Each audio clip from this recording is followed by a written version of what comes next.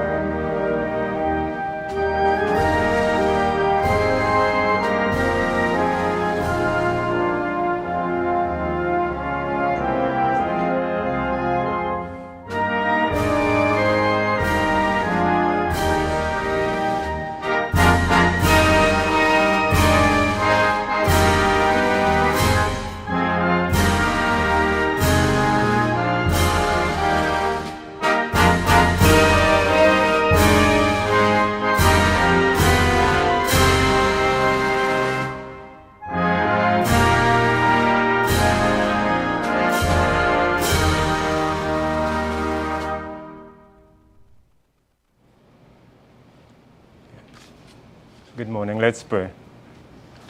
Oh, Father God, we welcome your presence here today. We are thanking you for another program, oh God, that will be reaching our people, oh Lord, this grandparenting program, Father. We thank you for the think tank that has put this program together. We ask, oh God, that you continue to provide the guidance and wisdom for the persons in this ministry and this division, oh God, to continue to provide programs that will reach the needs of our people. Oh, Father God, we ask your guidance and protection over this meeting today, oh God, that we'll be able to deliver the things that we need to deliver. And we ask your continued protection over each and every one in this session today. In your Son's name, amen.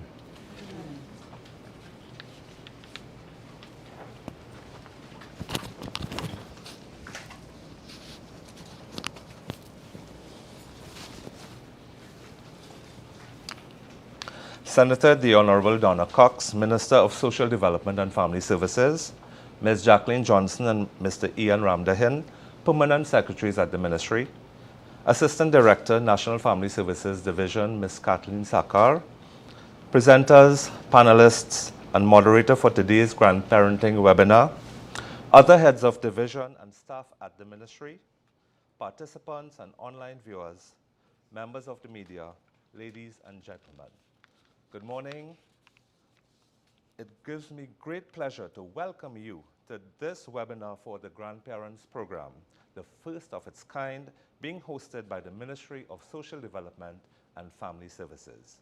The Ministry of Social Development and Family Services, in keeping with our mandate to ensure that no individual or family is left behind, understands that grandparents play an essential role in the development of the family. We would all agree that grandparents who are raising grandchildren face several unique challenges and circumstances, and therefore this session will help to provide.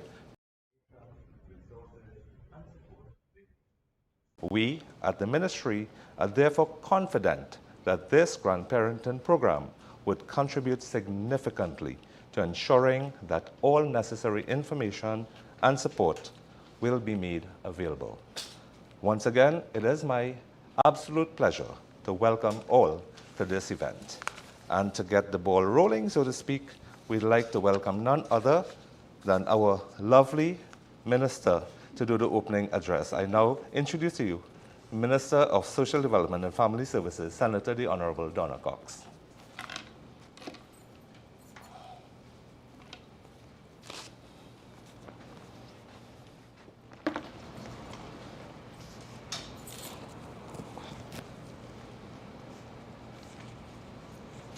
Thank you very much. Permanent Secretary, Ms. Jacqueline Johnson, and Acting Permanent Secretary, Mr. Ian Ramdahin, Ministry of Social Development and Family Services. Deputy Director of the National Family Services Division, Ms. Kathleen Sakar. Other heads of divisions and staff of the ministry, presenters, panelists, and moderator for today's grandparenting webinar, participants of the grandparenting webinar, other online viewers, members of the media, ladies and gentlemen. I am pleased to address you today at the start of the Ministry's Parenting for Grandparents seminar. This webinar serves as an introduction to the grandparenting workshops, which will continue this month. Geoff Dench once said, grandparents should play the same role in the family as an elder statesman can in the government of a country. They have the experience and knowledge that comes from surviving a great many of life's battles and wisdom. The wisdom, hopefully, to recognize how their grandchildren can benefit from this. At the Ministry of Social Development and Family Services, and in particular the Parenting Unit of the National Family Services Division, we have recognized the tremendous values of grandparents and the fundamental role that they can play, even more so today in the development of the family unit. And we deem it necessary to design initiatives to support grandparents in these critical times. The COVID-19 pandemic has resulted in an increased burden on parents to find safe options for both childcare and supervision. Many grandparents have willingly shouldered this responsibility, taking on the task of supervising remote learning, providing care and protection, including emotional support for grandchildren. It is also the grandparents who more often instill and maintain the family's value system as part of the overall socialization of the children. For those grandparents who have already completed the care and protection of their own children and are now considered elderly, this has not been an easy task. As the ministry adopts a more responsive and multifaceted approach to social services delivery, priority has been placed on grandparents who are taking care of their grandchildren, particularly as societal norms and laws are continuously changing. This client-focused initiative is guided by the draft National Parenting and Family Policies of Trinidad and Tobago and takes into account the specific needs, opinions, and experiences of the client, in this case being grandparents. Grandparents who are entrusted with the responsibility of parenting can be viewed as a paid employee, as they do possess many of the requisite skills and competencies. However, because of the changing dynamics in the roles and responsibilities of parenting today, it has become imperative that special training be provided to grandparents who are raising grandchildren. It is envisaged that today's webinar would initiate a national conversation which would effectively support and equip grandparents with the necessary knowledge and skills to make responsible decisions regarding the safety and well-being of their grandchildren and other children under their care. A variety of topics will be explored during this seminar, including juggling 3 generations, the balancing act, which would address the intergenerational gap and managing tensions and communications. Exploring your rights as a grandparent, legal and financial issues to consider, which will highlight the legal and financial issues as it relates to custodial care of grandchildren. As we work towards providing support for this selected group of our citizenry, the ministry has also prioritized its advocacy for positive shifts in the values, attitudes, and behaviors of not just grandparents, but other relatives, friends, and communities as well. Additionally, it is our intention to continue to collaborate with non-governmental organizations, community-based organizations, faith-based organizations, and other stakeholders to promote safe platforms for older persons to speak about and share their experiences, as well as identify areas for much-needed assistance. In addition to accessing the Senior Citizens Grant, I would like grandparents who are legal guardians of their grandchildren to note that they can access other support systems for their grandchildren once they meet the necessary criteria. Our call center and social welfare offices are available to provide all the information they need to make wise choices. This is a milestone event in the life of our ministry because it takes us even closer to our vision of helping, empowering, and transforming lives, coming on the heels of the recent launch of our grandparents program. We know that many of our grandparents are challenged in several ways as they raise their grandchildren, and we are delighted to respond quickly and appropriately to their needs by establishing this program within our parenting unit. So we have kept our promise, and this is a source of great joy and celebration within our ministry. We are happy to serve the hundreds of grandparents who signed up for this series, and we look forward to engaging with each and every one of you and making a real difference in your lives, those of your families, and ultimately the people of Trinidad and Tobago. I wish to commend the Assistant Director and staff of the National Family Services Division for spearheading this initiative. And of course, I offer the department my continued support. Jay Kessler once said, young people need something stable to hang on to, a culture connection, a sense of their own past, a hope for their own future. But most of all, they need what grandparents can give them. And today, we endeavor as the Ministry of Social Development and Family Services to help you to be the best grandparent that you can be. I thank you, and may God bless you.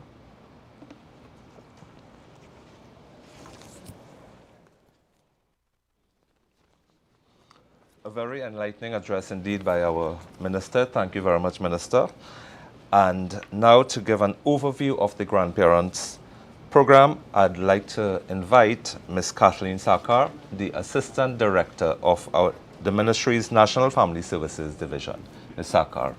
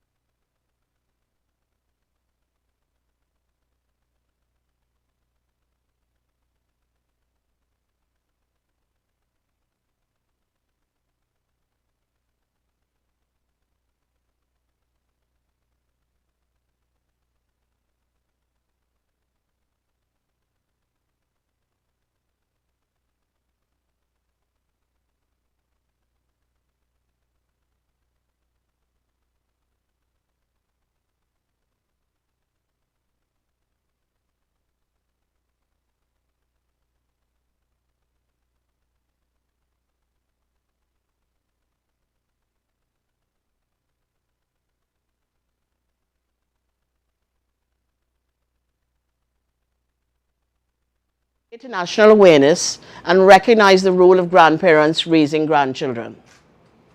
It is also to identify and create a database of grandparents in Trinidad and Tobago who are raising their grandchildren.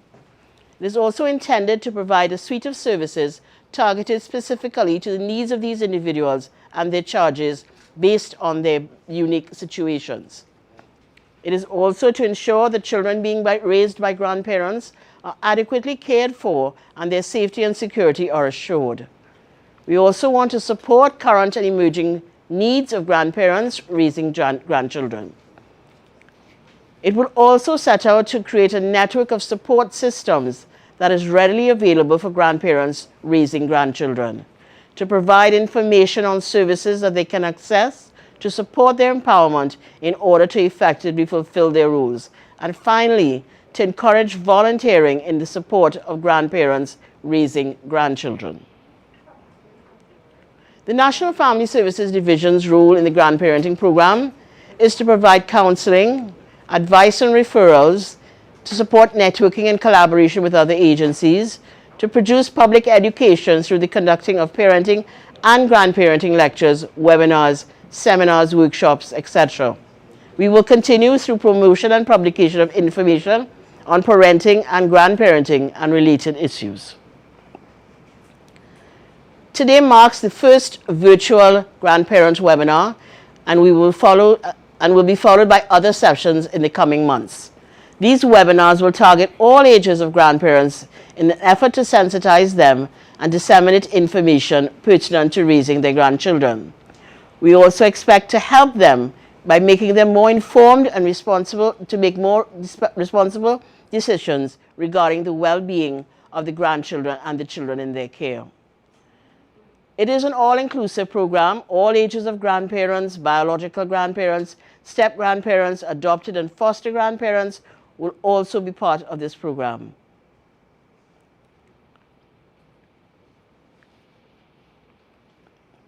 Today, we will look at 3 topics, not in detail, because we hope to address these topics as we go into our workshop later on this month.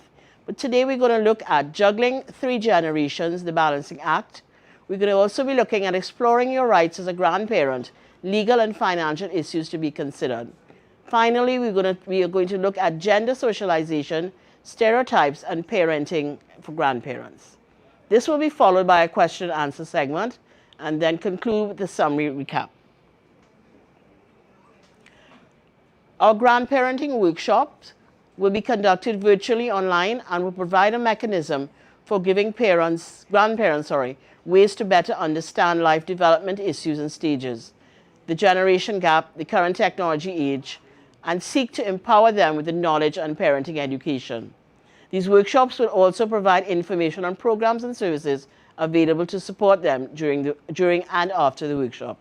It is envisaged that greater support to grandparents will benefit not only the grandparents themselves, but their grandchildren as well. These workshops will target all ages of grandparents in an effort to help, support, and equip them with the necessary knowledge and skill to make informed, responsible decisions regarding the safety and well-being of grandchildren and other children within their care. The scope of the workshop to enhance the participant awareness and knowledge of effective parenting and grandparenting skills, to provide a forum that creates social connection and supports among participants, and to promote positive gender socialization practices among participants. The workshop will cater in size for 35 to 40 persons and will be delivered online through Microsoft Teams. These workshops we will have 6 of these workshops at 2-hour sessions on an afternoon between 5 and 7 p.m. The topics to be covered in the first workshop will be self-awareness, self-esteem and self-understanding, stages of child development, gender socialization, stereotyping and parents, stress, managing parent and grandparent tension and self-care, understanding the generation gap and discipline versus punishment.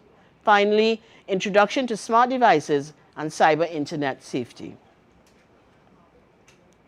For more information on the workshop and To reach us, you can call National Family Services Division at 623-2608, extension 6704 or 6705, or visit us at www.social.gov.tt. Thank you very much, and I hope you enjoy today's proceedings. Thank you. Thank you very much, Ms. Kathleen Saka, our Assistant Director from the Ministry's National Family Services Division. Well, it's about time that we get into today's main topic, and in fact, as Ms. Saka indicated, this will be done we'll have 3 presentations. I invite you to sit back, relax for the next 2 hours or so as we strive to engage you, sensitize you, and inform and educate you with this wonderful new initiative by the Ministry of Social Development and Family Services, our grandparenting program. And to take you through this very exciting, as I say, journey is our moderator for today. She's Ms. Shelley-Ann Hart, our Program Development Specialist of the Parenting Unit at the Ministry's National Family Services Division. So Ms. Shelley-Ann Hart would take you through our 3 presentations with our expert panelists from the Children's Authority, Families in Action, and the Institute for Gender and Development Studies of the University of the West Indies. And of course, for those online, we will have, like Ms. Saka indicated, that question and answer segment and a summary of today's event. So I hand you over to Ms. Shelley-Ann Hart.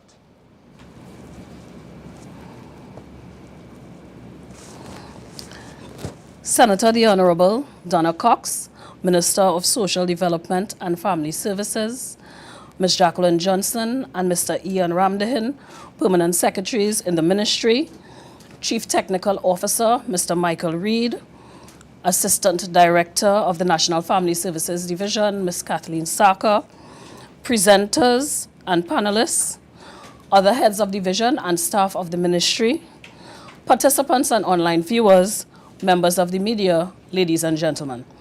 A pleasant good morning to all, and welcome again to the webinar on parenting for grandparents. Today you will be hearing presentations from 3 organizations represented by speakers versed in their respective topics.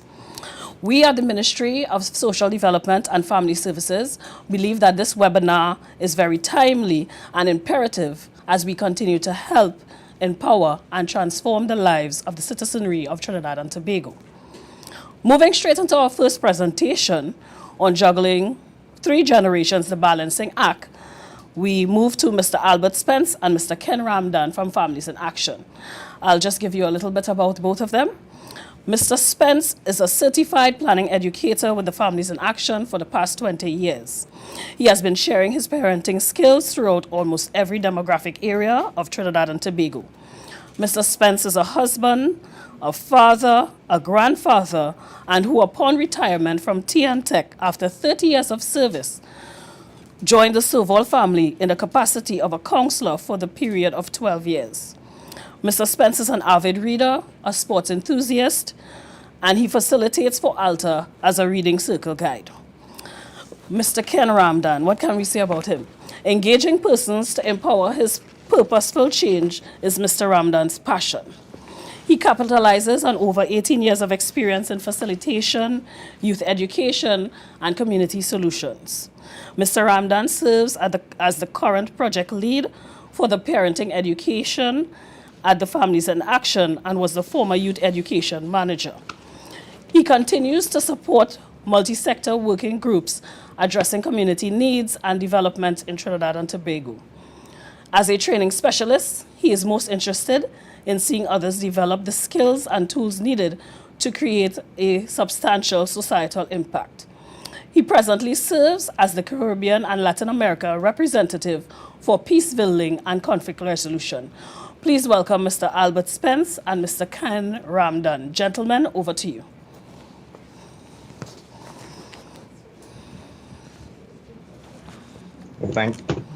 Thank you and good morning, everyone. Can I just simply say all protocols observed? We at Families in Action are extremely happy to collaborate with the Ministry of Social Development and Family Services in continuing their supportive role to our public and specifically for today's engagement, our grandparents. We thank the Ministry and the Parenting Unit of the National Family Services Division for this wonderful initiative. Today we will share on the topic of juggling 3 generations, the balancing act. We tend to shed light on the intergenerational gap, a few challenges of grandparents, and how communication can address some of these challenges through all 3 generations. We look forward to the questions and comments to continue the discourse today and afterwards. And without any further delay, allow me to introduce an experienced parenting educator, as Michelle Ann Hartwood mentioned, over 21 years experience as a parent, as well as a parenting educator, but also a grandparent. So allow me to introduce Mr. Albert Spence to lead you through today's topic of juggling 3 generations, the balancing act. Over to you, Mr. Spence.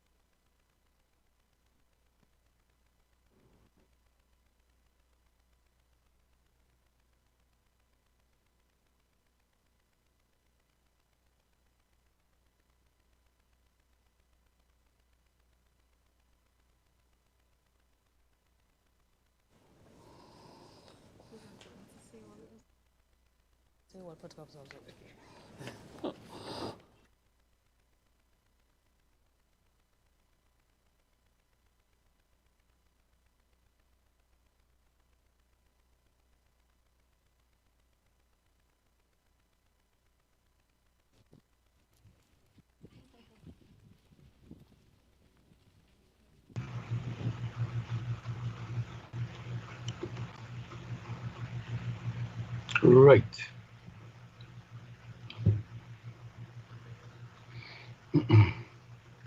Ken, can I get the presentation?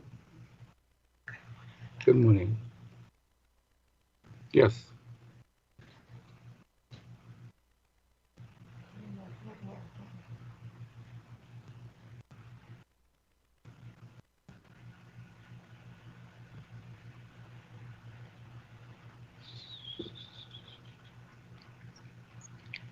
Can you see me?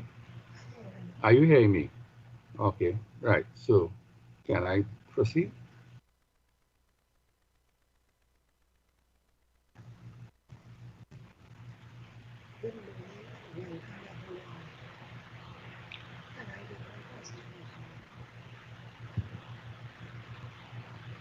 Right. Good morning to everyone. Good morning and welcome to this presentation. Welcome to all our viewers of this webinar, part 1, as we look at juggling 3 generations. I want to set the context of it, and first of all, I'll ask you not to adjust your screens, since what you are seeing above my forehead is gray hair. And that means that, like many of you who may be looking on, I am a grandparent, a very proud grandparent of 3 grandchildren. By way also of introduction, I would like to say that in a much earlier presentation of myself, in a much earlier, my youthful days, I was very interested in sport, and not only the traditional sports, but also things like boxing and also in juggling. Boxing we leave for another day, but I will tell you for free that in attempting to juggle, I looked at it and I thought it was a very easy exercise. But I realized after I started to tumble with 3 balls that it was not easy. There's a lot of hand and eye dexterity that has to take place. There's a lot of concentration that has to happen. And that fits exactly into the theme of what we are about to look at, which is juggling 3 generations.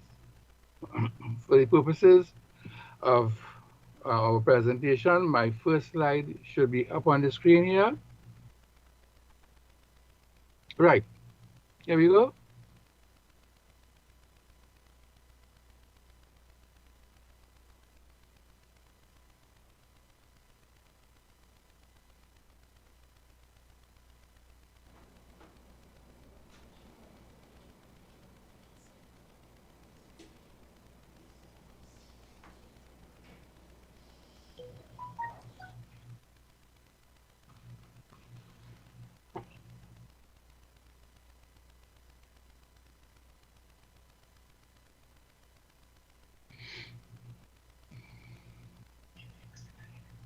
Can I have the next slide?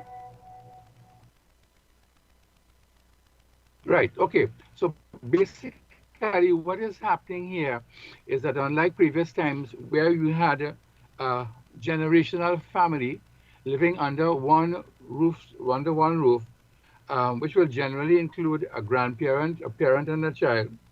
We're also looking at circumstances where the grandparents are apart physically, but they do have a major influence in caretaking and raising small children, even though all the generations are not living together under one roof. So that was that was once upon a time, basically, the generational family in its presentation. Next slide, please.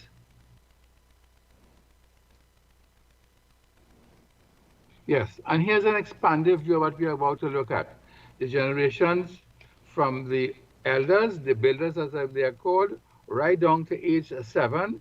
And in between that, we get 7 to 21, 22 to 33, 22 to 36, 37 to 51, 52 to 70, which is the baby boomers, the the generation that we call Generation Y, and then under 7 years old. But our focus basically is in that cohort between grandparents, parents, and grandchildren. Because out of that, can I have the next slide, please? Comes very, very sharply into contrast the generational gap. What is a generational gap? It is simply a psychological, simply or complexly, a psychological and emotional gap between parents or elder people and younger ones. And it has come up over the years because of the fast-paced development of society. Because once upon a time, as we were looking at previously, 2 to 3 generations might have lived the same lifestyle in the same environment. And although that was considered to be slow, it was safe because it allowed the opportunity for the transfer of beliefs, the communication to be clear and close within generations so that attitudes and even goals can be shared. So for example, your father might have been, say, a boat builder, and because you are living under the same roof, you have learned the skill of boat building with him. And within that context, there could have been a lot of communication between father and son, or grandfather, son, and grandson. But that, as it were, is no longer existent or very rare to find it. And that is what has produced what we like to term a generational gap. Can I have the next slide, please? So what is this generation gap all about? Now, the pictorial is not very, very exploded, but what I can tell you is that between the baby boomers, which is the grandparents, who are saying and thinking, amongst other things, the country is going to the dogs. There's something wrong with the women in my family. And at the other end of it, right, there is the son or the grandson saying, I should say grandson saying, I'm going to be a celebrity when I grow up. And here's the granddaughter saying, my parents are an embarrassment to me. And in between that is the parents who are saying, how will you get a job with a haircut like that?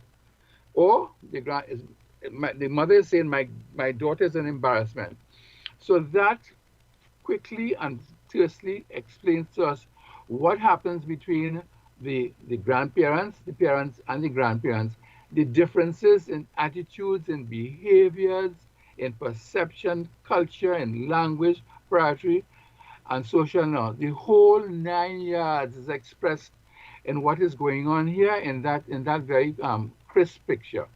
Can I have the next slide, please? So out of that, tensions are going to be built. Tensions within the family, as generation 1, or as we call the grandparent generation, are likely to become estranged from their own children.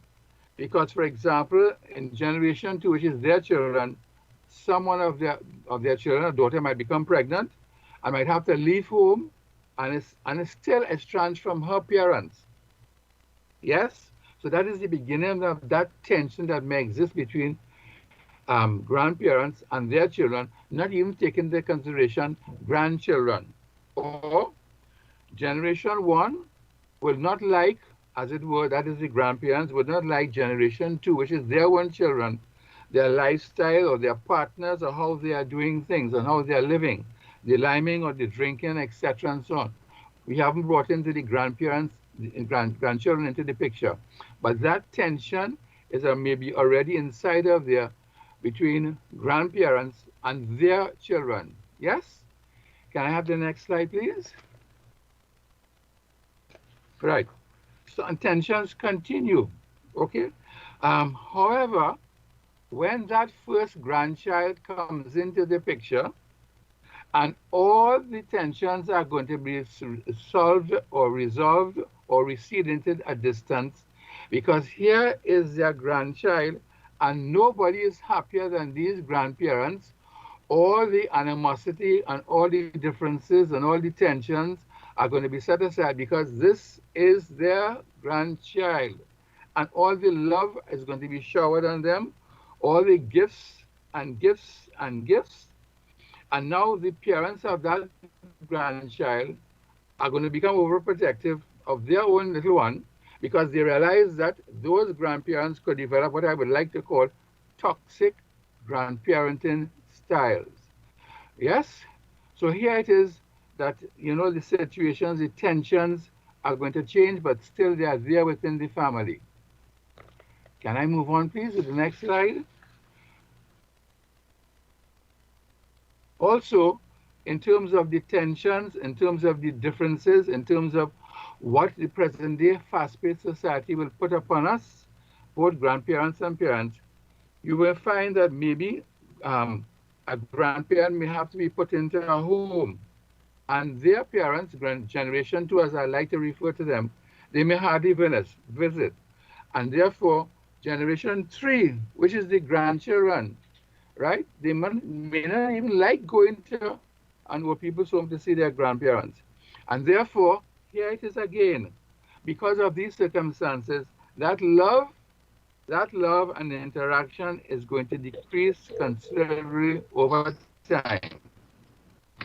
Or physically, generation one may live in Barrackpore, that is the grandparents. The parents may be living in, say, Sanwo, and therefore, because there's that distance in terms of physical space, that means that the visits are getting more and more scarce, and sometimes you may only find that maybe once a year, the grandparents may come down from Barrackpore, or the parents may go from Sanwo up to Barrackpore to visit. So here it is that the communication, the tensions are likely to rise because they are not seeing, they're not communicating, they're not with one another as once before. Let us not talk about technology because that can be a big hurdle for our generation. We grandparents, I confess that it has been a big hurdle for me. But that also is one of the tensions that are likely to exist in terms of communication or lack of communication. Can we have the next slide, please? Okay, so generation gaps are going to create a lack of attachment between these generations if they are not rekindled or harnessed in time. And simply because with that distance, both physical and psychological, they cannot understand, right, the beliefs and the opinions and the habits and the behaviors of parents and more so grandchildren. And that, in a sense, complicates and can cause more generational gaps and tensions if that communication is not handled effectively.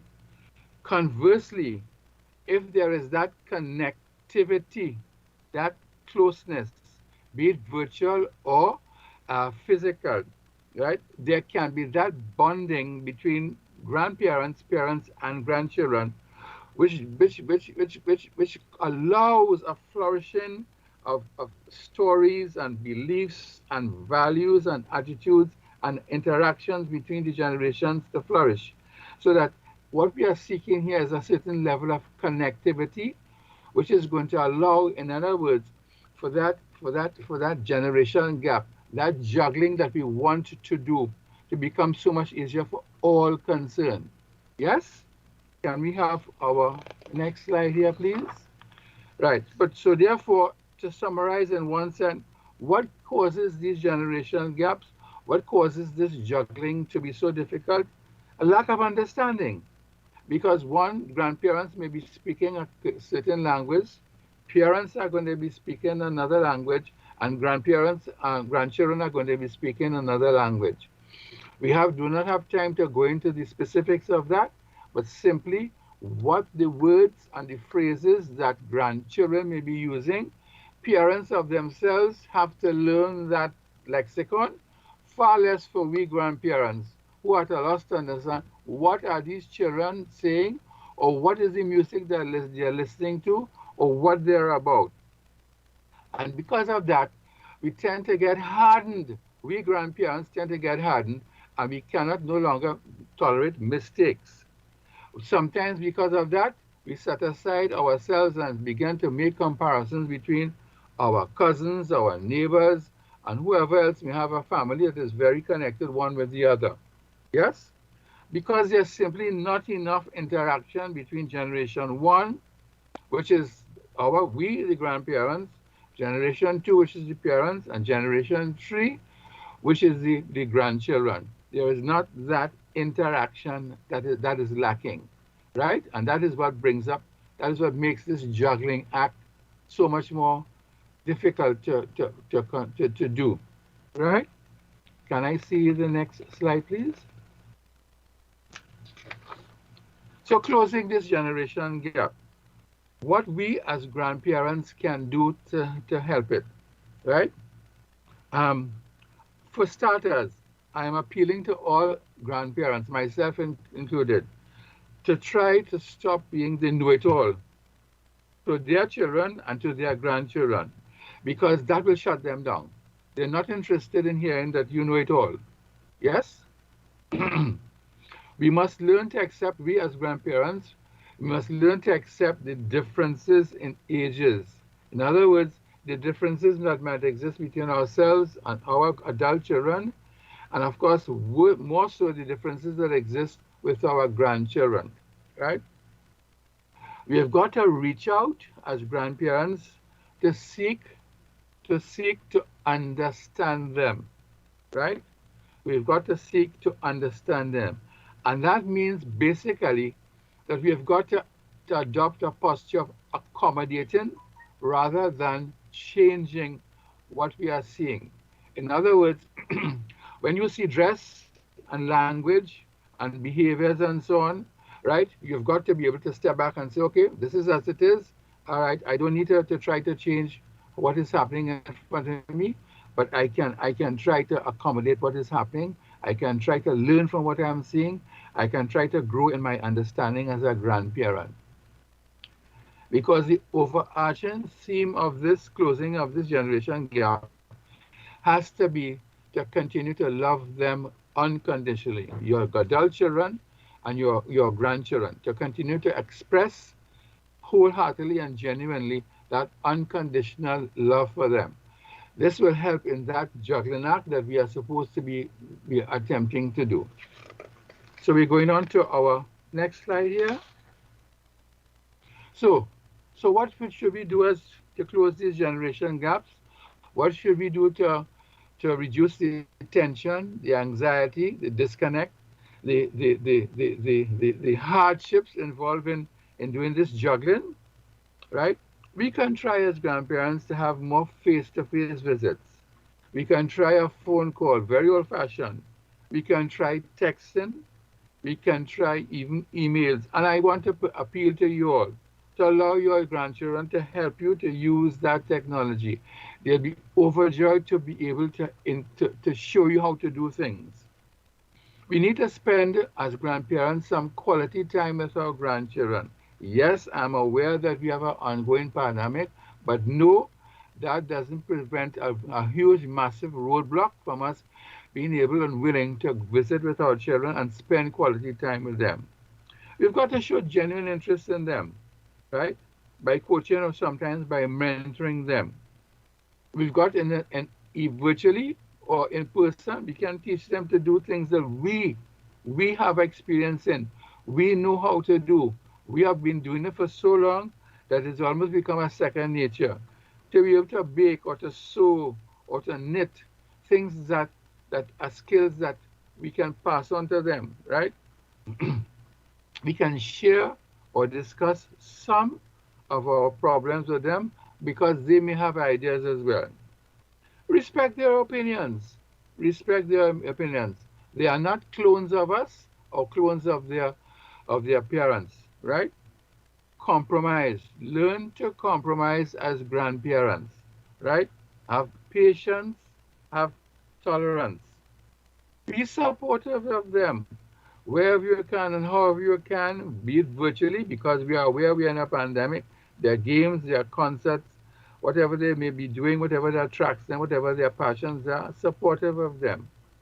Have a good attitude when we are dealing with them, because I think can all agree as grandparents that our grandchildren have X-ray eyes and they can pick out when you, although you may be smiling at them, behind that smile, there may be a poor attitude towards them because you are bothered to them or you really don't want to be in their space. Discipline when necessary, but remember there are boundaries, and remember that you must observe whatever boundaries or discipline that the parents have for them as well. But discipline them. They expect it within certain constraints. Keep an open mind. I'll say that again. Keep an open mind and listen more. And listen more. Those grandchildren, they think differently. Yes?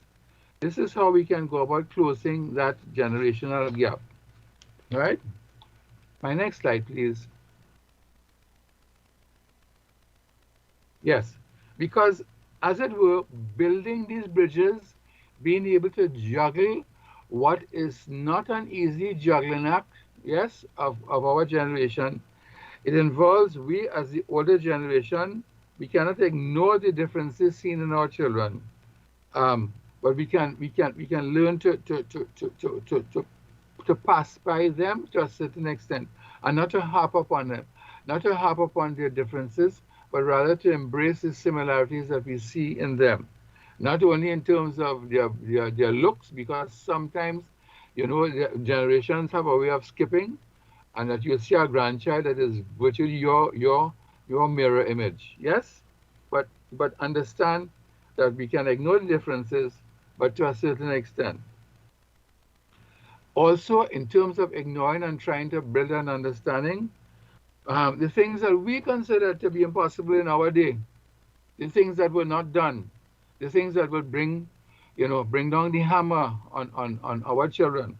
For example, right, when you see a grandchild be back at the dinner table, or when you see a grandchild eating in front of a TV or in their bedrooms, there are other things that we can think about and so on. You've got to be able to say, okay, right, let us put that aside. This is where it is at, and I will be able to work with that. Because the point about it is that once you are prepared to be flexible, yes, in terms of your grandchildren, right? When you consider that you may have had less time to connect and no time to relax, what has been happening with you is that you have lost that connection to the generations that have gone forward before you, and that you recognize that something is missing. There's an absence of that connectivity with your children and with your grandchildren. So you need to be able to, as it says here, to build the bridges, to be able to be more comfortable as you do this juggling act, right? Finally, but not finally, let us see my next slide here.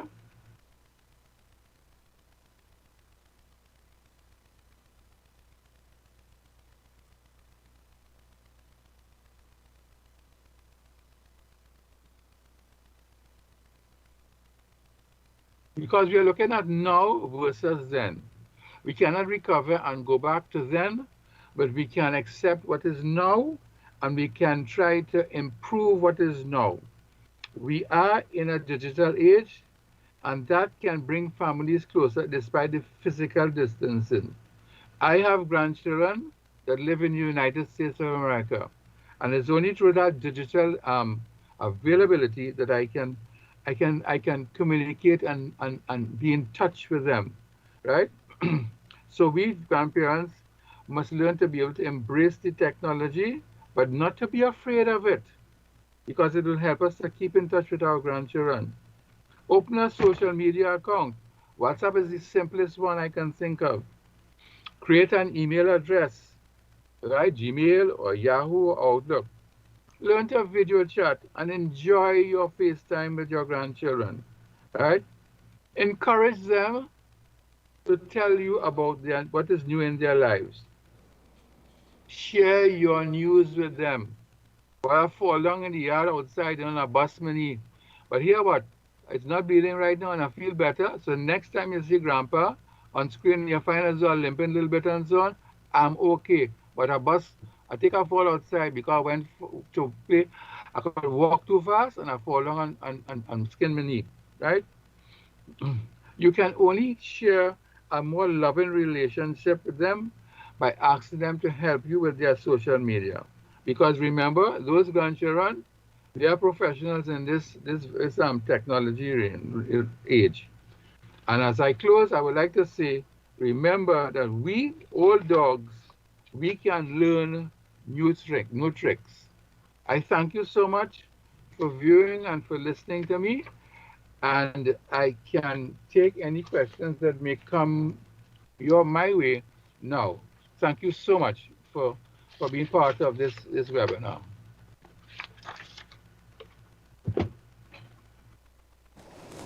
Thank you very much, Mr. Spence and Mr. Ramdan. Mr. Spence and Mr. Ramdan, we will hold all questions for the question and answer segment, and we'll just move into our next speaker. Thank you so much, gentlemen.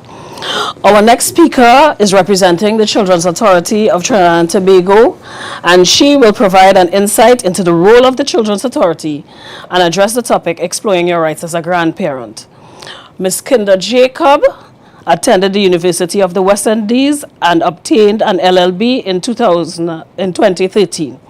In pursuit of her legal studies, Kinder went on to Heward Law School and obtained her legal education certificate and was subsequently called to the bar in November 2015. Following this, she went into private practice as an attorney. In 2019, Ms. Jacob became employed as a legal associate at the Children's Authority of Trinidad and Tobago, Children's Authority's legal unit. She now holds the position of Senior Legal Associate as of September 2021. I now hand you over to Ms. Kinder Jacob.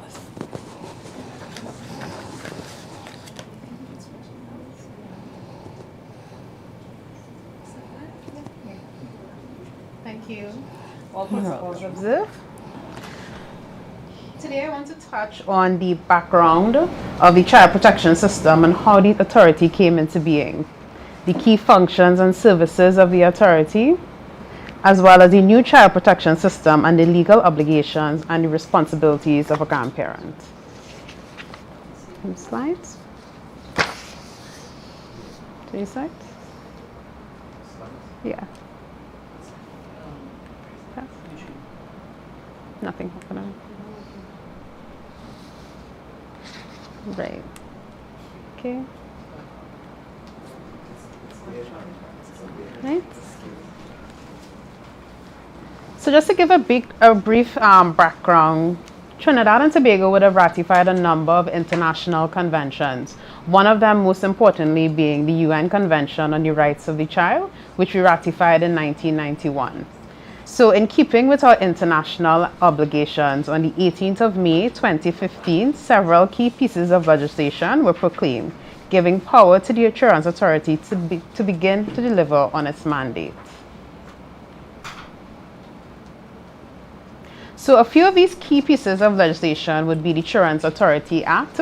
It gives the authority our power as well as our function. We also have the Children's Community Residence, Foster Homes and Nurseries Act, as well as the Children Act. However, it's important to know that we in Trinidad and Tobago always had a Children's Act. However, with signing on to the number of international obligations, we would have updated the Children's Act to be in keeping with our international obligations. So who are we? The Children's Authority of Trinidad and Tobago is a specialized agency with the responsibility for the care and protection of children, especially those who are at risk of or have been victims of abuse or neglect. The organization's overreaching objective is to utilize child-friendly, progressive solutions to address children's issues and rehabilitate them so that their full potential is realized. What are our key functions? Receiving reports, investigating reports, assessing children, determining appropriate placement, managing the foster care and adoption systems, licensing and monitoring community residences, and supporting the youth justice system. So let's get into the new child protection system. So before I talked about the authority signing on, or Trinidad and Tobago signing on to a number of international conventions. And I want to just give a spotlight to the United Nations Convention on the Rights of the Child. So there are 4 guiding principles coming out from the United Nations Convention on the Rights of the Child. That is non-discrimination, the best interests of the child, right to life, survival, and development, the right to be heard. And we could group all of these 4 guiding principles into 3 P's: protection, provision, and participation. So earlier you heard from the presenter before me that we need to bridge the generational gap, and to be able to speak to children and have their voices heard. And that's a very important point, and it falls under that principle of participation. The child does have the right to be heard. And so who is a child?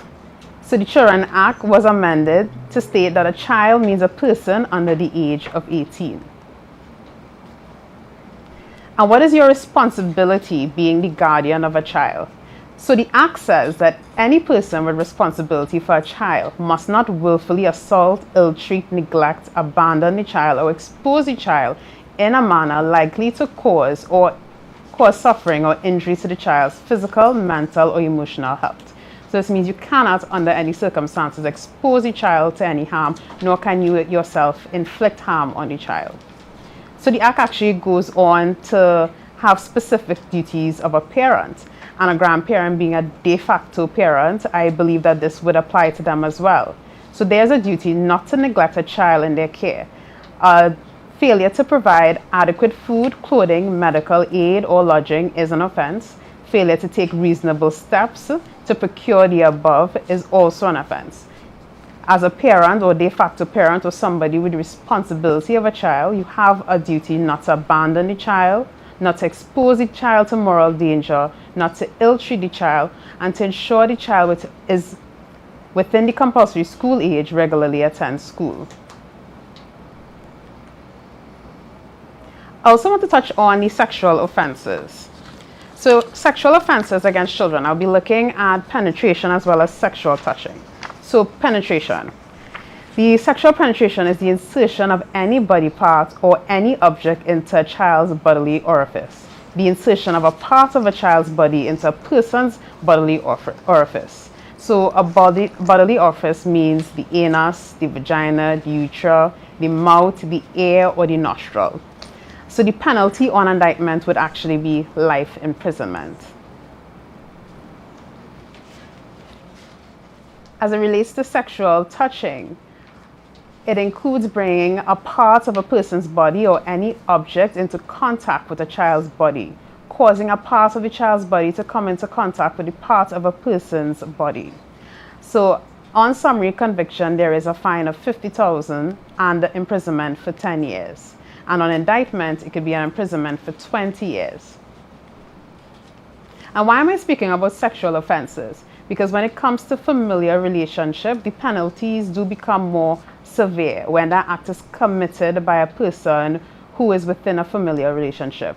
And a familiar relationship with a child could be a child's parent, a grandparent, a brother, a sister, a half-brother, half-sister, a niece, nephew, aunt, uncle, or the spouse of an aunt or an uncle.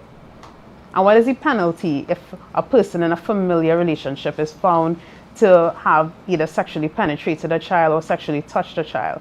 Well, it is stated that the penalty will be liable to imprisonment or a fine. The imprisonment could actually go up to life in prison.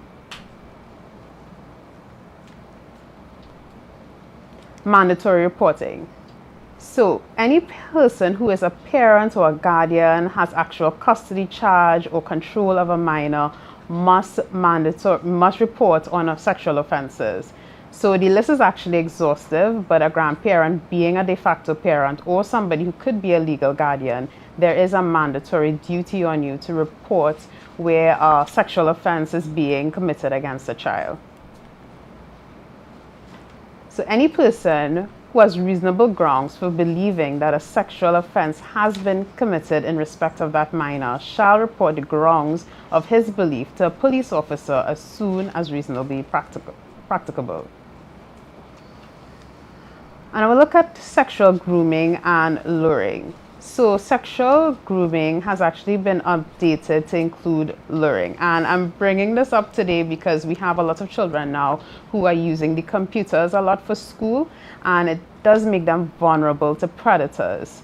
So with sexual grooming, it was required that the person must contact the child at least on 2 occasions. But with luring, it only takes place once. Well, it only has to occur once for an offense to occur. So if in one instance it is found that an adult may be luring a child through the computer, it will be considered an offense. And a person who commits the offense under this act, on summary conviction, will be a fine of $100,000 to imprisonment. On indictment, it would be a fine of $200,000 and imprisonment for 20 years. And there's just a small caveat in relation to this. If it's a constable who may be pretending to be a child, that would not be considered as an offense of luring. So we also have the decriminalization of possession of marijuana or cannabis. And the question always comes up whether, because I can now use this drug in my personal home, can I use it in front of my child? Would that be considered an offense? And absolutely yes, that is an offense, even with the decriminalization of the use of marijuana in your personal private home. The child should not at any point in time be exposed to it. It would be considered exposing the child to moral danger. So applications by the Children's Authority. So the Children's Authority, pursuant to Section 25, we make applications to the Children's Court. And in the instance where we do it pursuant to Section 23. So where the authority receives a child into its care under Section 22, meaning a child who is in need of care and protection, it shall immediately make an application to the court for a wardship order or any other order under Section 25. So I want to look at some of those orders under Section 25. So we have the Family Assistance Order, the Secure Accommodation Order, a Care Order. We also have the Emergency Protection Order, a Recovery Order, and most importantly, the Fit Person Order. So I would want to just spotlight the Fit Person Order. Now, who is a fit person? A fit person means a relative of the child or such other person, including a body corporate, an authority, an agency, or society established for the reception of children to whom this act applies, and who is found by the court to be a suitable person to care for the child, but does not include a children's home. And why I'm speaking about a fit person order is because when we make our applications, when we find a child to be in need of care and protection, the first person we turn to in terms of placement might be a grandparent. So what we do is called a suitability assessment. We go to the home of the relative identified, in this case, let's say the grandparent, and we interview them. It's a social investigation and not a criminal investigation. So we'll be asking questions in relation to who lives in the home. We would want to view the home to see if it's appropriate for a child. We would ask about your financial, your income and expenditure. We would also ask questions that relate to any past criminal history and drug use. And these questions are not there to be asked in a sense as though we are trying to find you criminally liable for anything. It's a social investigation and we want to determine whether you can provide for the child adequately before we make our decision for placement. So we call it a fit person order because the authority makes the application for the benefit of the child and essentially for your benefit to be the fit person for the child. And this is different from a guardianship order.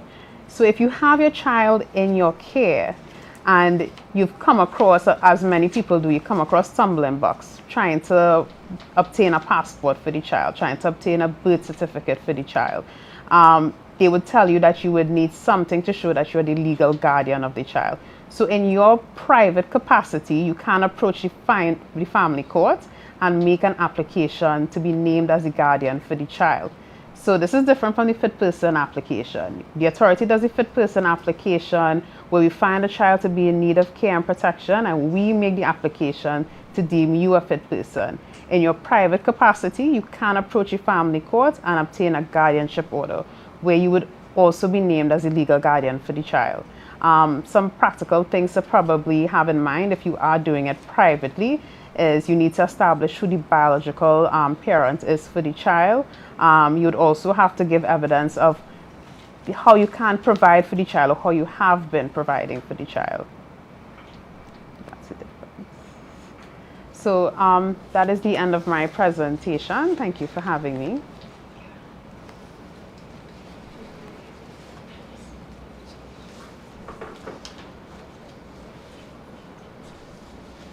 Thank you so much, Ms. Jacob, for this very pertinent information. And as I stated before, we will come back to questions and answers. Please feel free to start typing your questions on Facebook, send it to us via email, on the chat platform, reach out to us. We have already started to pull questions for the question and answer segment, so hurry up and get your questions in. Without further ado, we now move to Dr. Deborah McPhee from the Institute for Gender and Development Studies, the University of the West Indies.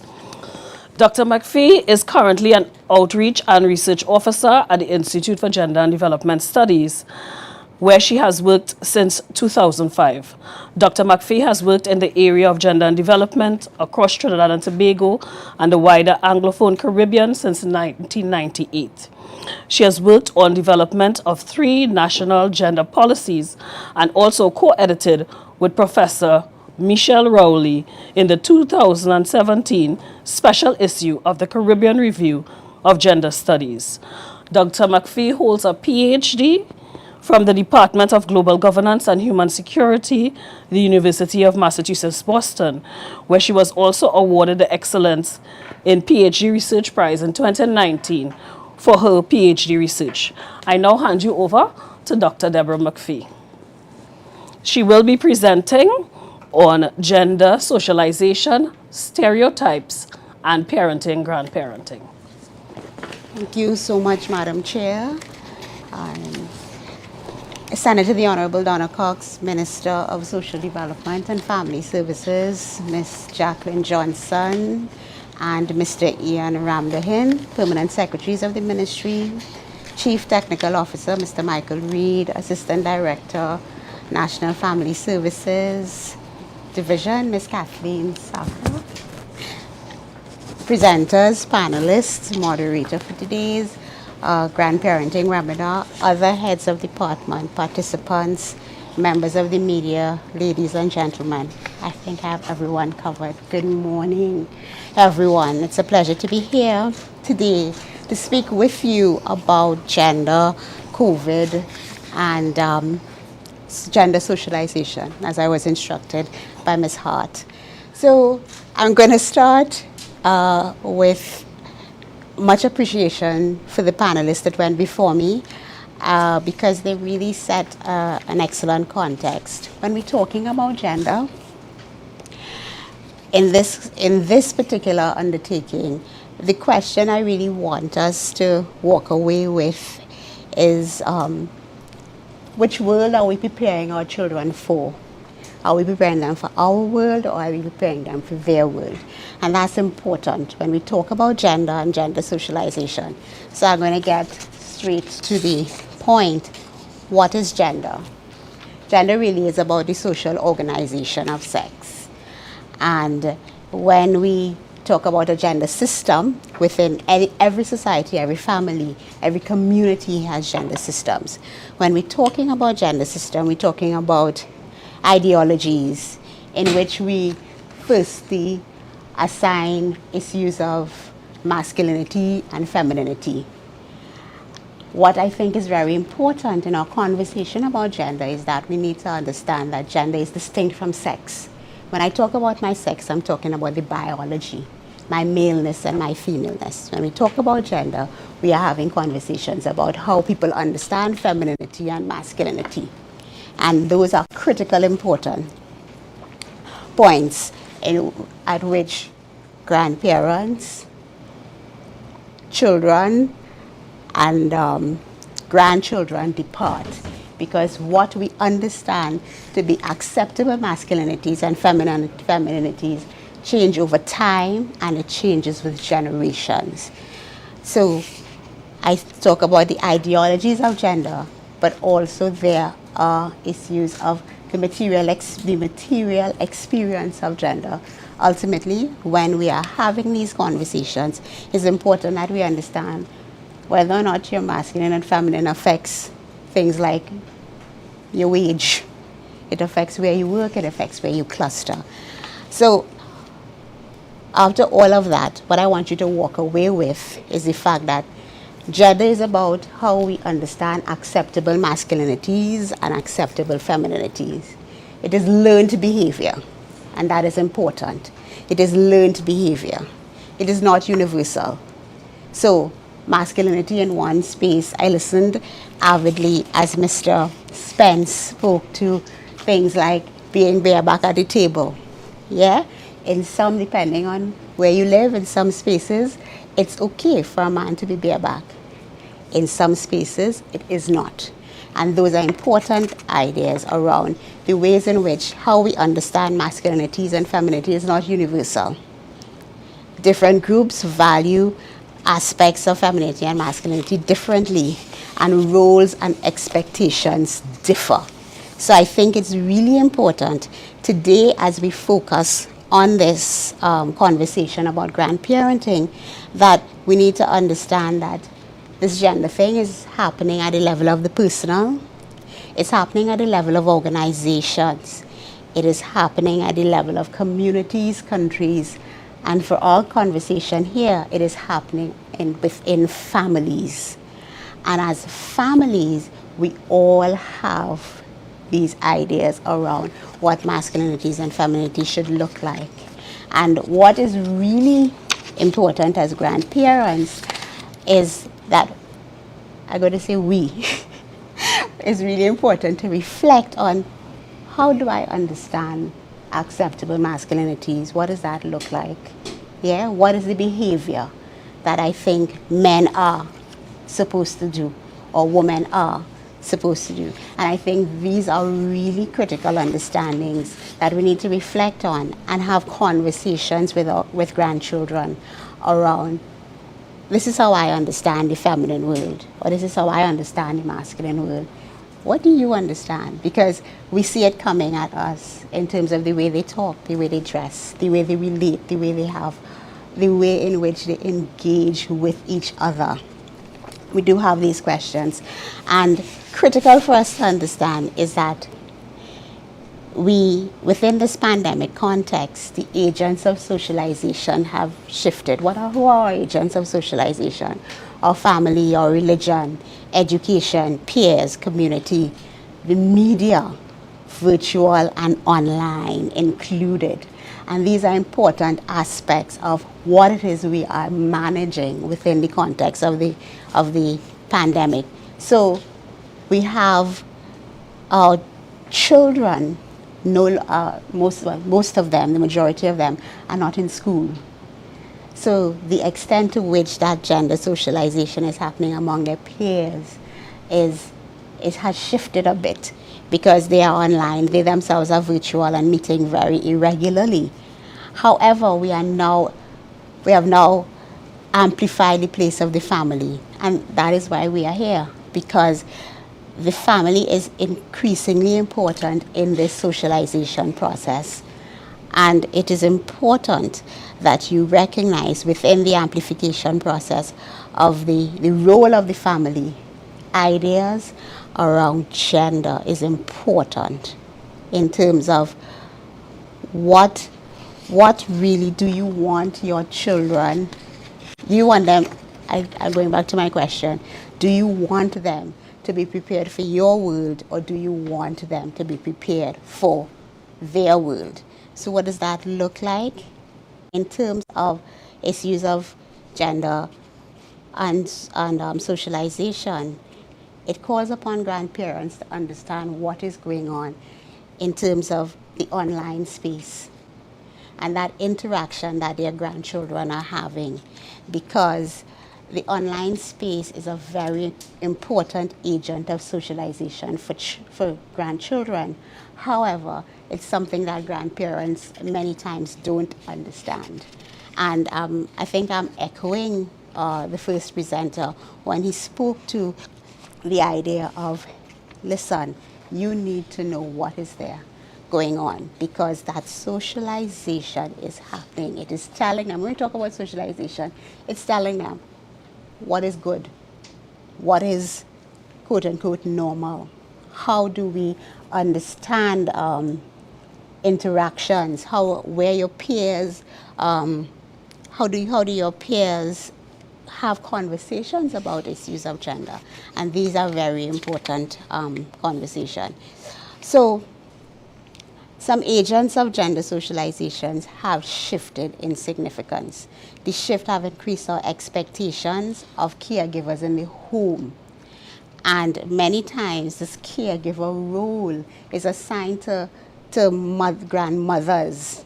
And it is critical that grandfathers are also recognized as being important caregivers for grandchildren. We need to make space and ensure that grandparents are en vogue, not just grandmothers as caregivers, but also grandfathers. It is why I'm stressing that. I'm looking at the ways in which our children are learning right now. And it is important that we recognize that the tablet alone is one aspect of it, but that level of interaction, learning very much depends, the quality of learning many times depends on the quality of supervision. When we talk about COVID-19, one of the critical issues that we need to reflect on is the ways in which it has amplified these existing inequalities, gendered inequalities within our societies. So what we're looking at, one, we're shifting healthcare to the household, because there's a need to reduce the time spent in hospital for non-COVID patients. We're talking about shifting of school to home, which has brought new challenges to balancing home and work. We've also eliminated safe spaces for survivors of domestic violence, child sexual abuse, and other forms of domestic violence in the home. We're talking about an increased level of unemployment, particularly in the service industry, and that is something experienced by men and women, but disproportionately by women. And what we have also looked at is the ways in which our informal sectors, domestic workers, sex workers, micro-enterprise operators have also experienced this pandemic in a very intense and gendered way. I want to speak specifically to that shifting of school to home, which has brought new challenges in balancing home and work, and the elimination of safe spaces for survivors of domestic violence and child sexual abuse. Ultimately, our schools in particular represented safe spaces for many of our children who were victims of child sexual abuse. And it's one of the issues we need to speak to as grandparents and families and communities, the way in which child sexual abuse needs to be understood as one, building on the representative from the Children's Authority. A child is someone under 18 years, and we need to be clear on that. So in terms of us within Trinidad, we need to reflect on, do we really believe that when it comes to issues of child sexual abuse?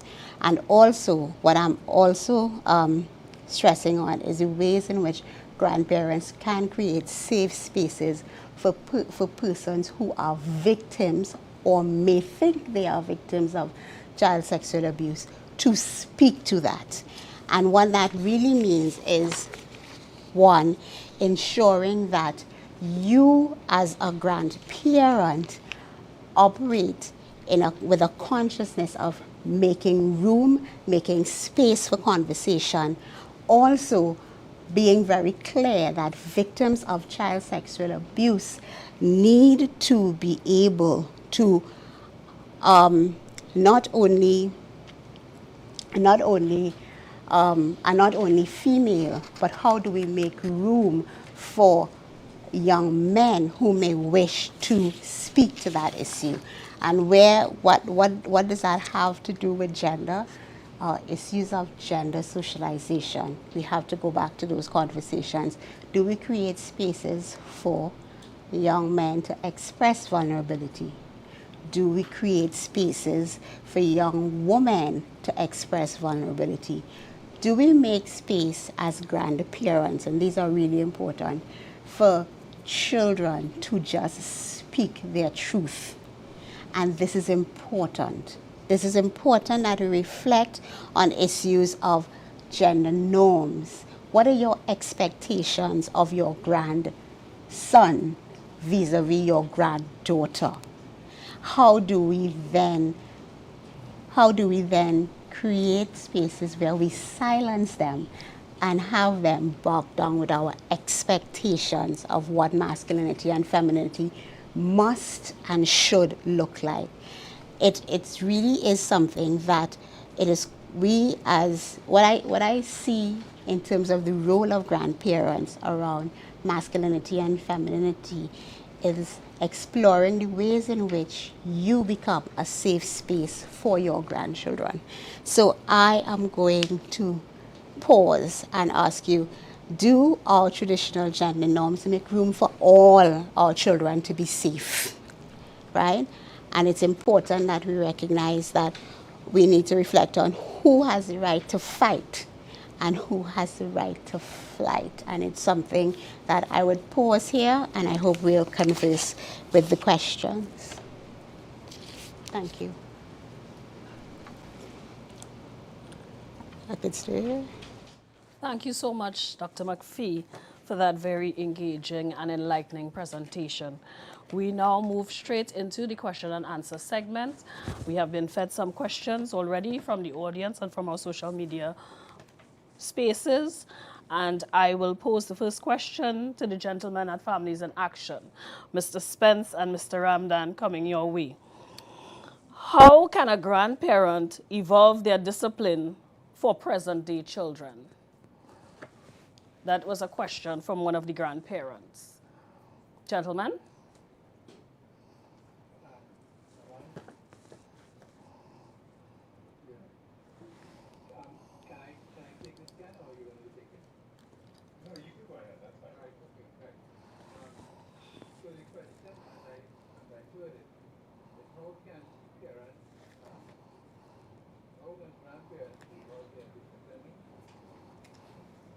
for present-day children? Right, okay. I think it's first of all important to recognize and reflect what may have worked 10, 15, 20, 30, 40 years ago is not working today. And therefore, you have to be able to be flexible enough to see that, to understand that, and to accept that there may be alternative ways of discipline which may not involve the problem, whatever it may be. And to recognize that our grandchildren more more available and acceptable. Maybe the change that we want to make in them, right? Accept that one, that things have changed, that the children are different, and that we ourselves must offer something different if you want to have good results from them. Old-fashioned discipline may have lasted for maybe a day or two, but basically what you want to do is have discipline that is going to last. Yes? I hope I've answered the question there. Another question for you all. What would you suggest to help focus attention on virtual classes, especially for someone under 12? That question comes from Marilyn Smith. What would be, can you repeat the question, please? What would you suggest to help focus attention on virtual classes, especially to someone under 12? Under 12. I think it's important for you to recognize that virtual classes are exhausting and exhaustive for even adults. And therefore, we will get tired, and therefore, we do not want the children to get tired on screen. And therefore, what we should do is to try to arrange it so that even within the context of structured learning, virtual learning, that they have sufficient breaks so they can move away from the screen, maybe have a light refreshment, or just take time away from looking at that computer screen so they can not become fatigued in the general sense of looking at. Create that kind of a diversion, for want of a better word here. But don't allow the children, I don't think it is wise or desirable to allow children to sit in front of a screen, yes, from 8 to 2, 8 to 3, as the case may be, because they're going to begin to get very unsettled. They're not going to be able to concentrate. And what you want to achieve is a certain level of concentration and attention to what is being taught. And just to add that understanding the child's learning style is important, because in trying to make sure that they get what they need within the limited time frame of their attention, you want to make sure that it's maximized by it fitting right into their preferred style of learning and how they process information as well. So pay attention to those things when you're dealing with a child at that age. Thank you very much, gentlemen. This question is posed to Ms. Jacob. Regarding guardianship, would a notarized affidavit suffice?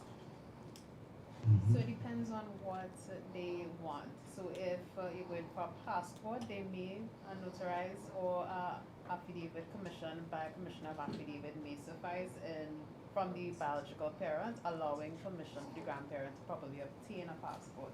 But I would always recommend that if your intention is to be the legal guardian of the child, it's best that you approach your family court for that guardianship order rather than depend on a notarized or commissioned affidavit giving you permission to act on behalf of the child and make decisions for the child. Thank you very much. Another question for you, Ms. Jacob. From the audience, I am being denied access to my grandchild. What do I do? So again, you can approach the family court and ask for access to the child. So again, practical things to note when you are approaching the court: you would want to identify who the parents are, and you would want to identify the instances where access is being denied. And you can also give evidence to show that access would be beneficial for the child and in the best interest of the child. Thank you very much. Back to Families in Action. A question: why is bridging the generation gap necessary? I've raised my children already. I know what I'm doing. I have done it before. Why is it important to bridge the generation gap?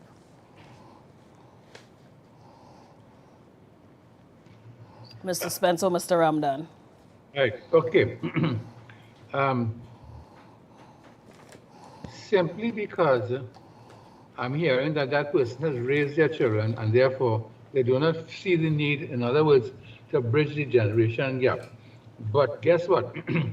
Maybe grandchildren have not come up into that space as yet. And maybe when that happens to that person, then they realize that, hey, this is totally different from what I've experienced. And therefore, I need to get some information or need to get some skills to be able to deal with grandchildren. I hope I've answered the question in that way, but I get what the person is saying. Well, and I'll also jump in to share that information on parenting doesn't operate in a silo. So, I mean, if you could help somebody else or share that information that you could get from bridging that generational gap, by all means, feel free to share it. We always say that in our sessions, that, we utilize the wisdom in the room. So if you know something that can help someone else, please, by all means, learn it, share it. Thank you very much, gentlemen. A question to Dr. McPhee. We talk about this gender thing. This is the question. When you say gender, what exactly do you mean? What are we talking about? Give me some practical examples.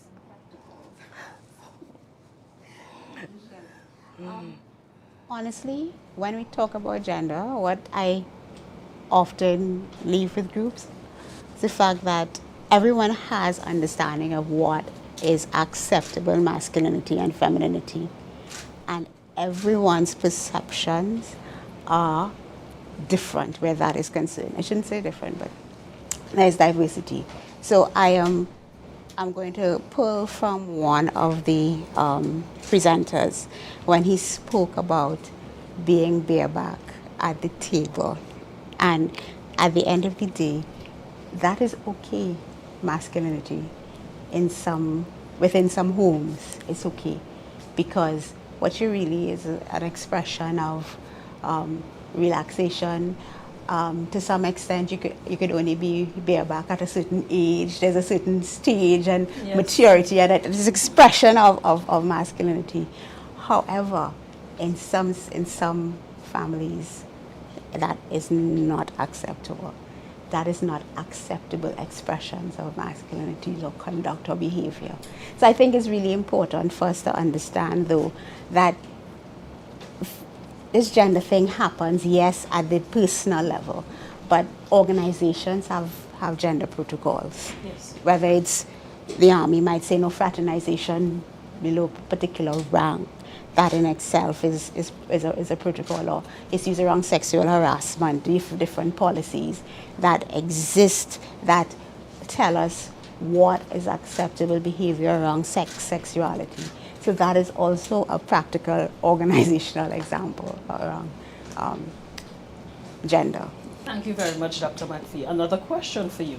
How do I get my parents to adjust their thinking and practices from one of traditional to one more equitable or modern? So a parent online is asking. Honestly, I think it's very important that you allow your parents to express where their position is coming from. Because these are the conversations that families need to have. But the core question around our children right now is, whose world are we preparing them for? And that is very critical. So for me, the starting point always is have conversation around, these are my beliefs, this is what I think should happen here. Start with the conversation, because you need to understand where they are coming from. Then you can begin to engage with, the question is, we're not preparing our kids for your world, we're preparing our kids for their world. And gender has changed. Issues of acceptable masculinities and femininities have changed over time. The example I love to ask children speaks to, sometimes you ask someone, have you ever, your great-grandfather? Yes. Have you ever seen your great-grandfather wash dishes? And many times somebody will say no because my great-grandmother was home and she attended to all the dishes. Yes. And sometimes you'd ask, have you ever seen your father wash dishes? And people would be, of course, you know.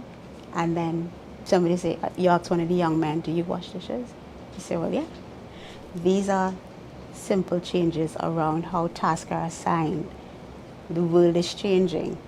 Before, men would go outside and be garden and all these other things, but gender roles are changing and we are sharing them differently.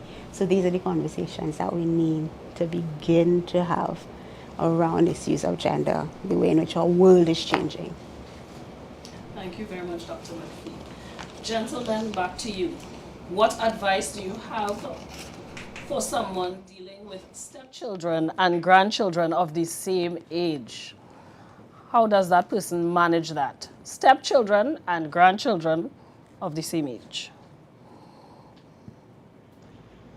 I could definitely, well, both Mr. Spencer and I could jump in there. I could say that if you have grandchildren and stepchildren the same age, at the end of the day, they are children. So you have to treat the children at the age that they are at. But one thing you have to manage is the dynamics between the relationships of the stepchildren and the grandchildren. So managing that dynamic of where love and care comes from, the open communication, same as Dr. McPhee is saying there, you have to have the conversation about sharing about your own beliefs and then find out what are theirs and then where they could bridge the gap in between. I mean, we're using that phrase a lot, and it's simply because it is something that we need to be aware of in order for the conflict and any tension to just ease out. And we have to be the ones to facilitate it because there's nobody else going to do it. So we have to take up that role. So I would say definitely pay attention to the dynamics of the both parent and child, grandparent and grandchildren, as well as the relationship between the stepchildren and the grandchildren as well. Thank you so much. Ms. Jacob, this question comes to you. How does one get urgent access to a child if they are being neglected? So if they are being neglected by the parent, we would encourage you to make a report to the Children's Authority, 9996 or 800-2014. So we could actually intervene and determine whether the child is in need of care and protection, and we could make the necessary application. And since you said urgent, we could do that on an urgent basis with an emergency protection order. Thank you so much. Dr. McPhee, a question for you. How can I resolve the conflict related to gender socialization of children?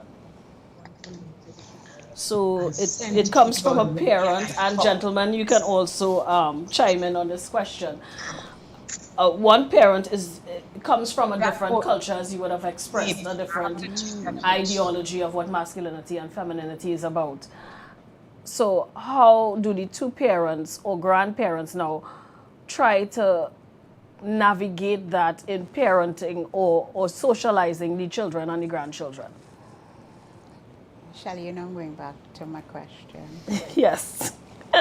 So whose world are we preparing our children for? Are we preparing them for our world, or are we preparing them for their world? And I hope the other panelists will jump in. But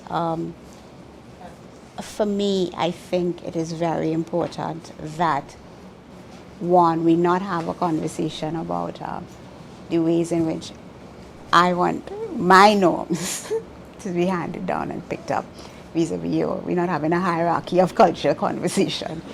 Those are critical conversations. I honestly do think at the end of the day, the home conversation is one where how do we create safe spaces for our children to express their understanding of gender? How do we create safe spaces for us to have conversations about this? Because there is no, I cannot say to you do X, Y, Z. What I can say to you is, to what extent do we make room for conversation to happen around the differences in understanding, the differences in presentation of gender, the differences that must happen across generation, across cultures, and across time. So I think the critical issue really is how do we ensure that we are not creating oppressive spaces, but creating safe spaces so that gender can be something that children could be comfortable coming to you with, because that is important, those conversations. Thank you so much, Dr. McPhee. Gentlemen, let's hear from you on the same question. How can I resolve the conflict related to gender socialization of children? Any input for us? What I would suggest as well is that the earlier these conversations take place, is the better that it can be developed and the better it can be resolved. So that you don't wait until the child is 15 or 16 and you begin to wonder to yourself what is happening with he or she, to ask and to engage that child in a conversation about gender and what all the issues surrounding gender. Also, because because we should be prepared that these questions are going to come to us. The space being what it is, to use Dr. McPhee, I hope I got your name correctly, to use that dynamic, the space in which we are living now, the technological era in which we are, that space is so open, wide, and available that it is almost inevitable that sooner rather than later, our children are going to begin to ask, we're going to begin to wonder about things in themselves and about themselves. And therefore, we should be able to be ready to ask, to have that easy conversation about it and not be amazed or shocked or put out or disappointed about some of the things that they may come to us with. Thank you so much. Ms. Jacob, this question goes to you. Someone wants to know, how do I get guardianship? How do I start the process? So I touched earlier in the presentation that in your private capacity, you can go to the family court to make an application for guardianship. You should bring the child's birth certificate and again identify the biological parents of the child. The court is actually very helpful, so they would walk you through the process of the application and going before the court. I should add, because everyone, usually they ask this, like, do I need an attorney? It's helpful, but not necessary. Okay, thank you. A follow-up question to that one. Mm-hmm. A parent dies and the parent dies within the home, the grandparent has now taken responsibility. The step-parent who was with the parent that died is collecting the benefits, but not passing along those benefits of the death of the dead parent for the grandparents to take care of the child. What do they do? Where do they go? Who do they contact for the information? So I'm not sure where they'll be getting the benefit, but they should contact wherever they're getting the benefit from, that this is the situation. And again, because the grandparent is the de facto parent and not the step parent, they should approach the court for the legal guardianship. That would enable them to collect the benefits on behalf of the child. And it could also be treated within the court. So grandparents, guardianship is very important. Think about it, get to it. Children's Authority can help you along that process. We jump back to a question for Dr. McPhee. What is the role of the family in gender stereotyping?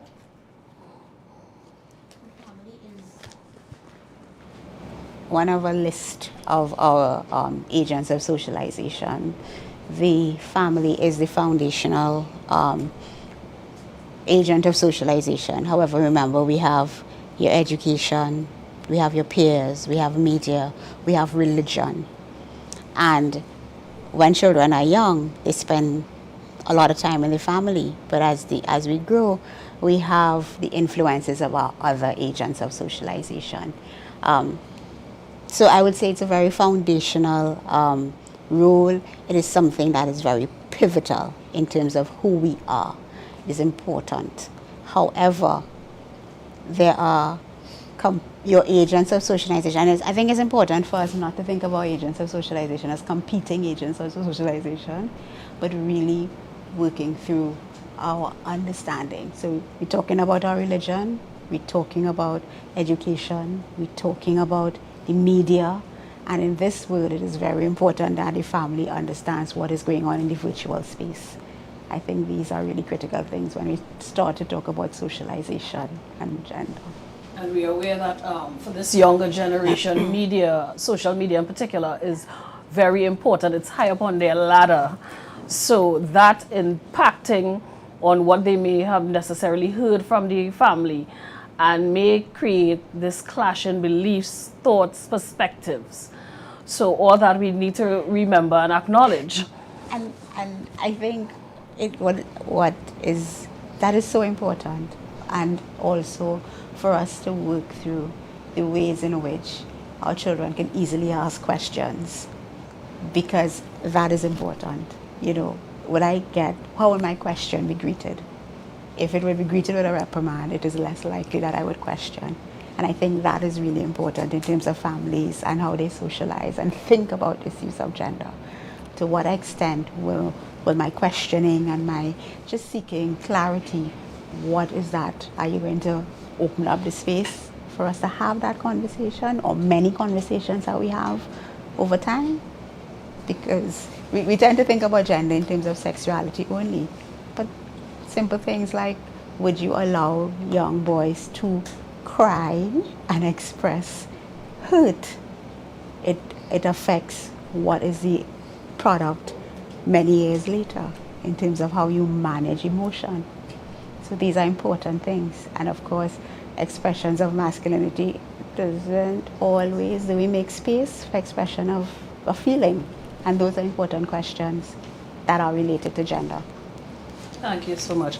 And that relates also, or ties into what Mr. Spence would have spoken about, the generation gap and learning to listen. So as you and Dr. Spence and Mr. Ramdan would have highlighted, you know, making that space, connecting, finding some way to connect with the younger generation, with grandchildren. And on that note, I return to the gentleman with someone asking, what can grandparents do to protect children from online dangers? I don't know anything about the online system a grandparent is asking. I don't even know what they're looking at half the time. So how can I protect them if I don't know what they're looking at? How do I address that? Can you kindly help us here, because you know I'm not exactly the whiz when it comes to technology, but I have basic idea. But you can elaborate much better than I will. I can tell you what Mr. Spence said it earlier to grandparents. Don't be afraid of technology. You don't need to understand everything about it, but what you do need to understand is what is the use and benefit of what your grandchild is accessing. So if they're trying to access something for learning, that is all well and fine. And if they're taking free time to browse a social media page or something like that, like say Facebook or TikTok, etc., you have to ask yourself, is this going to help them with what they are learning? And if it isn't, it's a clear and simple thing where you can try to put parameters on them not getting to spend too much time there, because as mentioned, that is a social agent. So there will be influences coming through that screen that affects how they see, perceive, and also behave. One thing I will say is that there are parental controls that you can access. You could find out about those things and see if you could put those things on the device that you're using. I will also say that for parents and for grandparents, you need to be aware of the lingo that is shared between children. So like we share, for example, somebody may use the phrase LOL, which is laughing out loud. But then a child may send a message to someone that says POS, and we may think of the older generation that is for the Spain. And in fact, that's really parent over shoulder. So they're having a conversation and you are unawares of what's going on. So what I will say is have parameters where you check there's a line of sight between the computer and the device and yourself so that you can see what they're doing. It sometimes being that hovering grandparent may not work well for them in terms of their freedom, but you have to protect them from things that are outside them. So you have locks on your doors to protect someone coming into your home. But do you have ways to lock and protect your grandchild from predators, from people trying to gain access of information or trying to lure them into something that they may not know otherwise? And these are some of the things that you have to pay attention to. So I would say get familiar with the technology. You don't need to know everything, but you need to know at least what they are doing and using it for to start the process off. So don't be afraid. Take a leap of faith and do your research on it. And you could always ask and get further help from other persons, and other parents, other grandparents who's accessing the technology today, because it is here, it's going to stay, they're going to be using it. So you have to be up to date a bit on it. Thank you so much. And following up on that question, Mr. Spence, this question is for you. Seeing that you are a grandparent, what strategies can you suggest that I use as a grandparent to connect with my present day teenage grandchild? What advice would you offer? Yeah, grandchild, yes. You have to be able to enter their world, yes? You have to be able to appreciate where and what is their passions or their interests will be. You must be genuinely willing to extend yourself so that things that you may not be too comfortable with, you hear you and try to understand, and you try to guide them to, because they may be coming to you, right? Or you with that expectation that you're going to help them to deal with things that they are not too certain about, and you must be prepared to give them that guidance through being able to listen to them, listen closely to what they're saying, and to understand what it's about, what they are about, without being shocked or alarmed by what you might be hearing. Right? Just to go back briefly to what Ken was saying about the technology and so on. I remember hearing a parent saying that their daughter or granddaughter was being coached on how to open an account by another child, right? And she was amazed that a child could be teaching another child how to open accounts in terms of TikTok or whatever it is and so on. So, I mean, it's there out there, and we've got to be able to handle it. But to go back to what I'm saying, you must be prepared to take the risk and to move forward with your grandson or granddaughter, to help them to get more comfortable and adjusted to what is the world that they are living in. Thank you so much, Mr. Spence. And that brings us to the end of the question and answer segment. For those of you whose questions weren't able to be addressed during the webinar, we will attempt to forward them to the relevant speakers and get answers for you and post them accordingly. You can email us your questions. We will provide answers to you. We will get feedback from the relevant speakers. So as part of the ministries and National Family Services development efforts to provide you with timely topics and interesting speakers in the coming months, we would appreciate it if you would fill out the feedback form utilizing the link that will be provided on the Facebook page, the feedback mechanism, as well as for those persons who registered, you will receive it via email as well. And let us just say it is a digital feedback form, 4 questions. All you have to do is click. We want to improve for the next time around. We want to make sure you get the information you require and you requested and branch out in our topic areas. So for more information, persons can call the Ministry's National Family Services Division at 623-2608, extensions 6701 to 6710. And you can reach the parenting unit at 6704 or 6705, or visit us at www.social.gov.tt. So I'm moving straight into the wrap-up segment, and I will just do a brief recap of some of the salient points of all of our key speakers this morning. From Senator the Honorable Donna Cox, she set the tone for today's proceedings and emphasized these critical points. She spoke to the tremendous value of grandparents and the fundamental role they still play, even more so today, in the development of the family unit and the need to support grandparents in these critical times. She quoted that grandparents are a treasure and many other quotes that will stay with us long after today. She highlighted that owing to the COVID-19 pandemic, many peer grandparents have willingly shouldered their responsibilities, taking on the task of supervising remote learning, providing care and protection, and including emotional support for their grandchildren. She acknowledged and recognized that grandparents who play leading roles in their lives of grandchildren are more likely to experience financial hardships as a direct result of their active role in caring for their grandchildren, thus exposing them to higher risk of experiencing multi-dimensions of poverty, such as poor health and inadequate standards of living.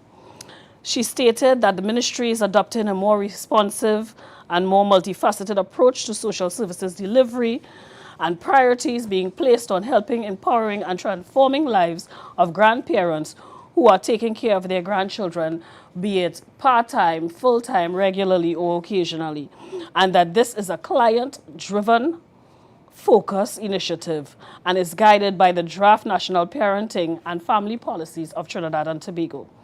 She also envisaged that today's webinar would initiate a national conversation and would effectively support and equip grandparents with the necessary knowledge and skills to make responsible decisions about the safety and well-being of their grandchildren and others in their care. Ms. Saka, Assistant Director, National Family Services, in her overview of the grandparenting program, highlighted the key aspects of the Trinidad and Tobago National Parenting Program being delivered by the National Family Services Division. She indicated that this program is aimed at addressing the urgent needs to develop basic competencies of parents, grandparents, guardians, and others with the care and responsibility for children. She indicated that the grandparents program is part and parcel of the overall National Parenting Program. And she also highlighted the key objectives and the role of the National Family Services in delivering their aspect of the grandparenting program. She spoke to us about the webinars and workshops which fall under the grandparenting program and has now become a staple in the programming of the National Family Services Division. And that today marks the first virtual grandparents webinar, which will be followed by other sessions in the coming months. These webinars will target all ages of grandparents and members of the generalized public in order to sensitize them and disseminate information pertinent to raising children and grandchildren. From the presentations that we had today, which were very enlightening, our panel of speakers who graciously sat with us, gave of their time, and answered most of the questions posed in the time frame that we could have accommodated, I will just recap on some of the key issues. Juggling 3 generations, the balancing act. 3 generations of the family. We looked at the different types of generations, the builders, the baby boomers, Gen X, Gen Y, Gen Z, and Gen Alpha, which is where we are now at. We were enlightened about the generational gap and that this is a difference between attitudes, behaviors, perceptions, and cultures, and priorities between people of different generations. Mr. Spence and Mr. Ramdan spoke to the situations which can lead to the generational gaps, such as tensions in the family and communication or lack thereof. They spoke to the impact of the generational gap, which included the disconnect as well as the need for connectivity, be it virtual, physical, which would impact on the closer relationships and greater interaction between generations, particularly grandparents and grandchildren. They identified or highlighted to us what causes the tolerated and not enough interaction. And of course, we were given practical tips on how to close the generational gap. Try not to act like we know it all as grandparents, accept the differences in ages, try face-to-face, texting, emailing, and of course, let your grandchildren help you navigate the technology. We ask that grandparents respect the opinions of their children and their grandchildren and vice versa, so that some level of understanding can be reached and decisions can be made more easily. The gentleman highlighted that having patience and tolerance was key, and being supportive and showing unconditional love is necessary in going forward with grandparents. In addressing the points exploring your rights and looking at the role of Children's Authority, Ms. Jacobs spoke to the role and function of the Children's Authority, highlighting that they are a specialized agency responsible for care and protection. And she alluded to some of the key functions, such as assessing children, receiving and investigating reports, appropriate placement, foster care and adoption. She highlighted key pieces of legislation which gave power to the authority, as well as key pieces of legislation that were amended, and it is for us to focus and be aware. She specifically spoke to the Sexual Offences Act and the steeper penalties for sexual penetration of children, particularly by family relationship, and she highlighted the issues regarding sexual grooming and luring. In Dr. McPhee's presentation on gender socialization and parenting, she highlighted the difference between sex and gender. She explained to us understanding gender, and that gender is a system with two principles, one of ideological and one material. She indicated to us about gender and understanding masculinity and femininity and how they change over time, generation, culture, etc. And who determines acceptable masculinity and femininity. She indicated that these issues are learned behaviors and not necessarily universal. She spoke to the different groups and how they may value masculinity and femininity differently. She highlighted that gender socialization among children and peers have shifted, particularly in online schooling, from one of their peers to one more centered around the family and many times around the grandparents, since many times they are in the role of supervision. And she highlighted and emphasized many times, are we preparing children for the world we live in or the world they have to live in? And understanding the online space as agents of socialization. As we come to the end of this very engaging webinar, and to all our speakers who gave us of their time, I would now hand over to Mr. Rennie Mohammed to deliver the voter thanks. Thank you so much. I am Shelley-Ann Hart, and I have been your moderator for today's proceedings. Thank you very much, Ms. Hart, and I'm sure you'd agree with me and with all the panelists. Today has been very engaging, informative, and of course enjoyable. So, like all good things, like everything else, almost all good things must come to an end, but we can't do that without saying thanks to these very important people and organizations.